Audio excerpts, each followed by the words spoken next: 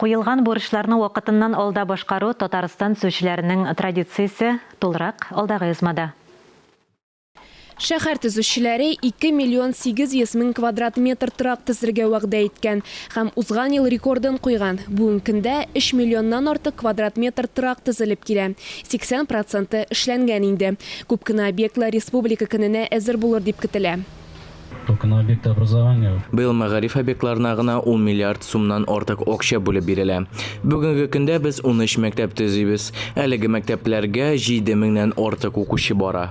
Эштә тоткарлыклар юк, чөнки төзелеш материалының 90% үзебезнең илнеке. Дустана илләрдән Белоруссия, Төркия һәм Кытайдан килүче лифтлар бар. Юллар табигый ландшафт буенча салынган. Ял итү һәм спорт зоналары паркның төрле өлешләрендә урнашкан. Татарстанда быел гына 65 яңа иҗтимагый киңлек барлыкка килә. 2023 елда Россиядә торак коммуналь хуҗалыкны яңарту буенча масштаблы программа башлана. Әлеге максат өчен 750 миллиард сум юнәлдерелә. Шул исәптән Татарстанга да. Матбугат конференциясе төзелеш өлкәсен яктыртучы журналистларны бүләкләү белән тамамланды. Динә Нәҗметдинова, Инна Данилова, Дамир Мөхәммәтханов, Татарстан яңалыклары.